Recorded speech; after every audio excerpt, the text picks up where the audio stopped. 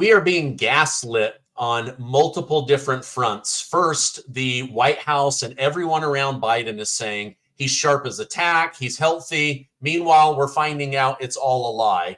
We're also being told the stock market is the greatest thing ever, yet people are struggling to pay their bills. They're wondering about how am I going to pay my rent? So I want to go through some money topics, how to make more money, things like that. To do that, I've brought on Michael Lush. Michael, thank you so much for joining me. Thank you. How about that debate? Yeah. Oh my gosh. It was like, I wasn't shocked. You weren't shocked. I think Democrat voters were like, wait a minute.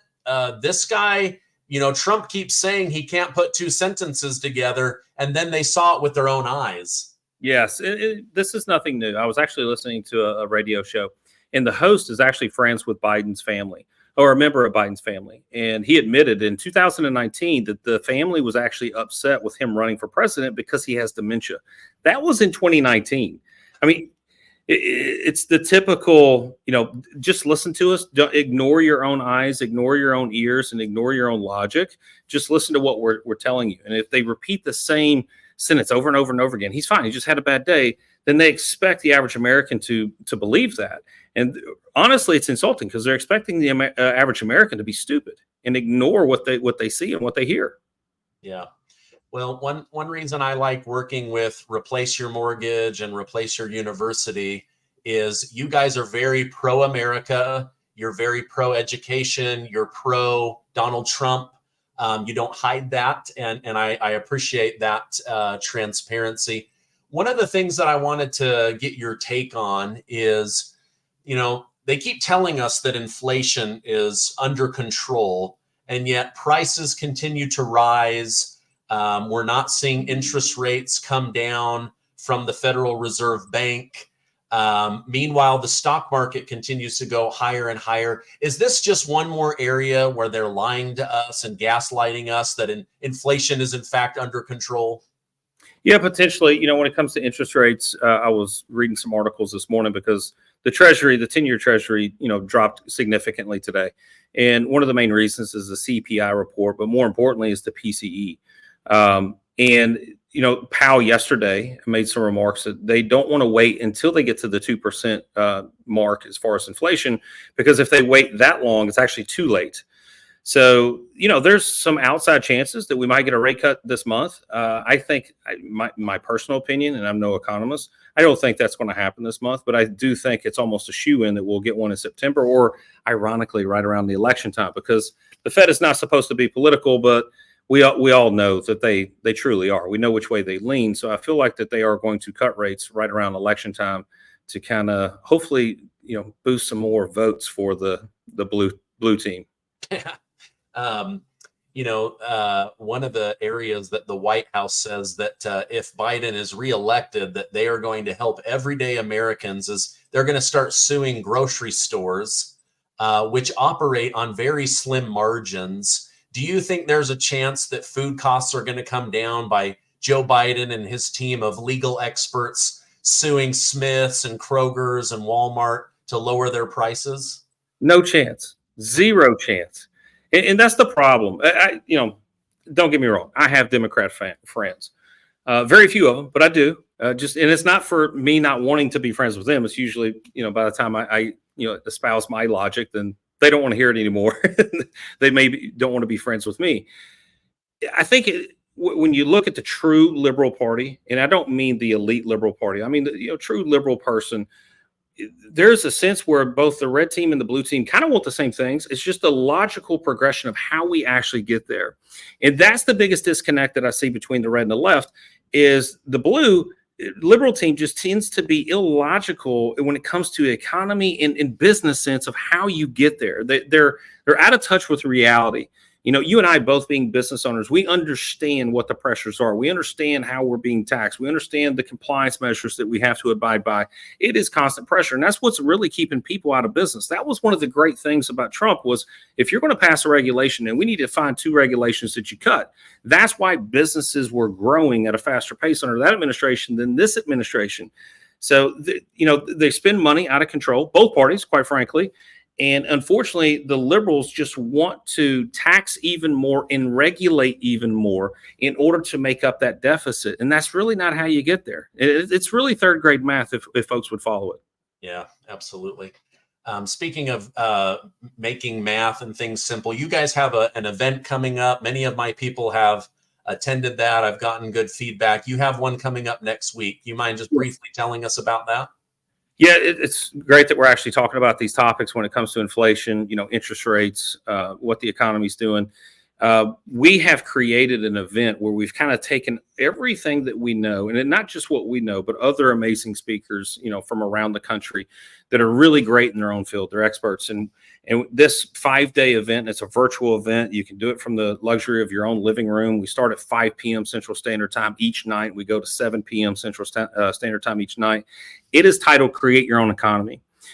And instead of us being dependent on politicians and our employers to provide for us, there are ways that we can create our own economy and insulate ourselves from what the economy is doing or not doing, for lack of better terms.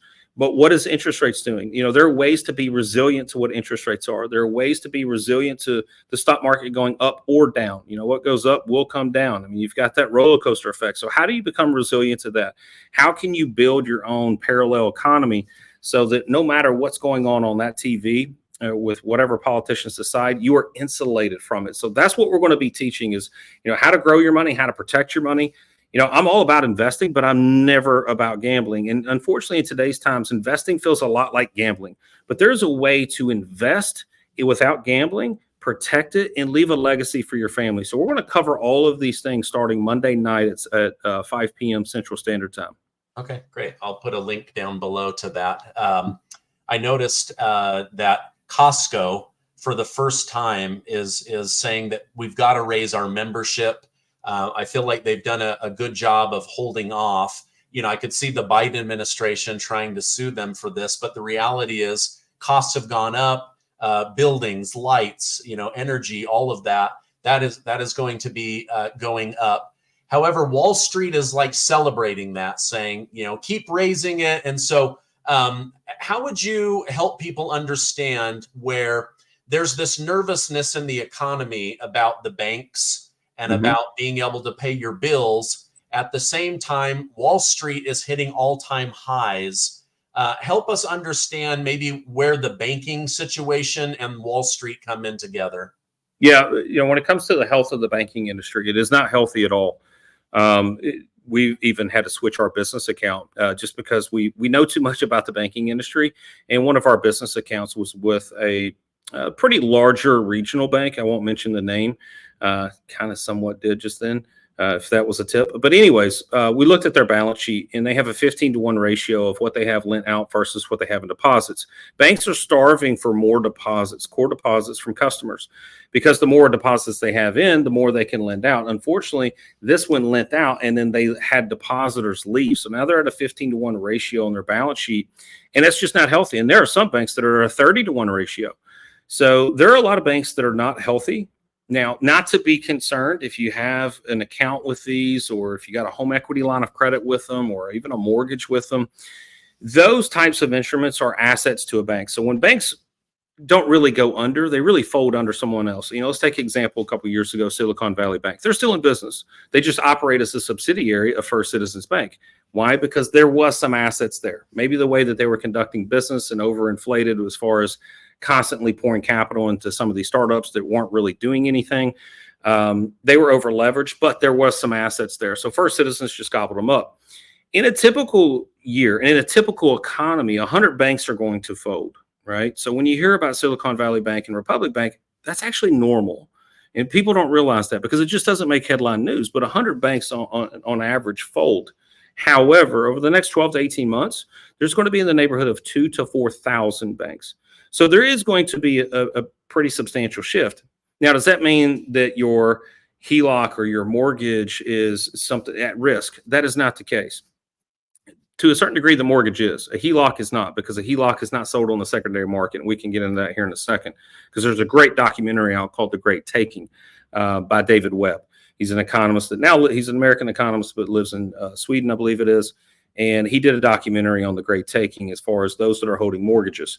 So I'm a huge advocate for holding home equity lines of credit as opposed to mortgages. Obviously, one, it's a more efficient tool, but there's also some upside protection by having a home equity line of credit instead of a mortgage. That, you know, the documentary really spells it out much more than I could regurgitate it. So yes, we're going to have a shakeup. Then these smaller banks, these smaller regional banks and community banks, they're just going to fold under the larger banks. So really now we're going to have banks become even bigger. Your Chases, your Bank of Americas, your U.S. Bank, your Wells Fargos, they're going to become even larger, right? So that is, you know, in essence, the banking industry in a nutshell as far as the health. There's a lot of unhealthy banks, unfortunately. A lot of it stems from commercial paper. I'm sitting in a, you know, Class A commercial building now. You look out in the parking lot, 50% of the parking lot is full, 50% of this businesses are in here. People are working from home. These things were financed on 3-year ARMs. Well, what were rates 3 years ago compared to what they are now? Now those loans are about to adjust. So, you know, you're holding on to this commercial paper that there's a large default rate. That's going to hit the banking industry. That's going to be a big part of why they're folding. So someone asked me, what does that mean for my own personal home? Quite frankly, you're fine for right now. You know, as far as real estate values, I still consider those a good investment. They are going to increase in value just because this is simple economics. You can't overcome the lack of supply versus the demand. On top of that, yes, we are going to have interest rates come down. It's not going to be at a fast pace like we saw in COVID, where they're going to do a 100 basis point cut, an emergency cut. You know, you're going to see quarter point cuts here and there and very strategic, but they are going to come down. And every time they drop interest rates, now it's opening up the market for some of those buyers to come in. So I actually see that real estate is going to increase. Residential real estate is going to increase in value. There's going to be pockets. There's always exceptions, right? There's going to be, you know, potentially Vegas. I think I saw where the real estate values are dropping there. There are some in Florida where there's rampant foreclosure right now in Florida, and it's mainly stemmed from the insurance companies getting out of Florida. And they don't want to insure some of these properties in Florida, so they can't afford it. They can't afford the property taxes. They can't afford the insurance premium, so they have no choice but to foreclose. So you're going to have pockets that, yes, you'll see a dip in. But when you look at overall, they just updated the numbers. The median home price right now in America is $419,000. And I don't know if you saw this. I saw a map. You know, I'm in Tennessee, where you would think cost of living is you know, pretty affordable, and it now is. You need to make $400,000 a year for a family of 4 to live comfortably in Middle Tennessee. That's astonishing. Wow. I mean, yeah. And to top it all off, our taxes are going to go up because, you know, Joe Biden says he's not going to raise taxes on anybody earning less than $400,000. Let me debunk that real quick. When you remove the Trump tax cuts, what did he do with the standard deduction? He doubled it, right? So you went from $12,000 to almost $25,000. When you remove that, most people don't own businesses and don't have the ability or have enough deductions to itemize. So instead of taking the standard deduction to $25,000, now it's going to be $12,000. I'm sorry, that is a tax increase on everyone. Yeah. No, and Trump has been saying that at his rally. He's saying, "Are these guys nuts? Yeah. You know, your printing money is out of control. These wars, the amount of money you're giving to foreign nations, and then on top of that, you're going to gouge the American people by removing the Trump tax cuts." Mm-hmm. I do worry that you know, on top of Biden's health, that could be, you know, the nail in their coffin. My guess is they'll, you know, would hold off you know, till after the election. That way they can keep the story going. Mm-hmm. You know, and same thing with these student loan forgiveness is like, so many of the people that are getting forgiveness, it's coming out of the tax money of many people who didn't even go to college. And so it feels like taking from the working class in order to give to people who just haven't paid off their loans, or maybe got degrees or a partial degree and then didn't finish, and now they're drowning in that debt instead of understanding the difference between good and bad debt. In your upcoming event, is that something that you guys go through?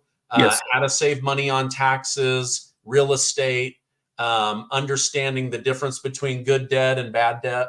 Yeah, 100%. So there is good debt and bad debt. You know, so one, we got to understand what is the buried treasure detection system. So that's step one in the one night of 5 nights of our event next week, is understanding that you actually have access to capital that you didn't realize you had access to. It could be buried in your own backyard. It could be in the form of your home. It could be in the form of a home equity line of credit.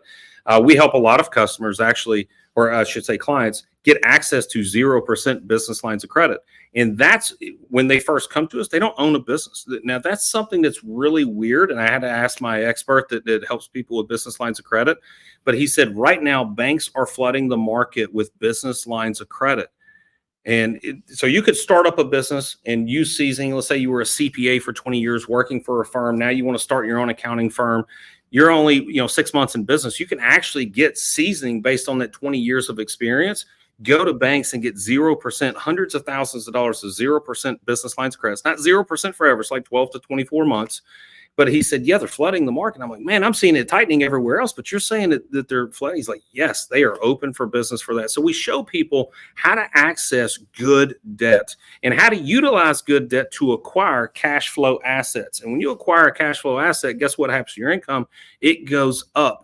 Now, when your income goes up and you know how to service that debt more efficiently with lines of credit, then it goes down at a faster pace, and you can repeat and rinse this. You can invest in your own business. Just had a client I was talking to yesterday. He's in the freight business. He's been a truck driver for 2 years. Said, my goal has always been, let me learn this business. And he has. I said, now have you thought about leveraging? He said, 100%. He said, my next step is I'm going to buy a truck. I'm not going to quit my job under the corporation, but I'm going to buy a truck, not for me to sit in. So this is taking an extra step. He said, I'm buying the truck for someone else to sit in so I can passively make money while I still make money here. Then I'm going to move to 3, 5, 10 trucks. Next thing you know, now I've created my own economy. Not something that happens overnight, but over the course of 5 or 10 years, things can look wildly different than they do today. But it's all for nothing if you get taxed to oblivion. So how do we grow our assets and how do we protect that? Not 100% from taxation. There are some cool strategies out there that are not gray area. It's not black area. It's written right in the IRS tax code. The IRS book is really a recipe. If you know how to bake, you follow the recipe, you can stay inside their guidelines.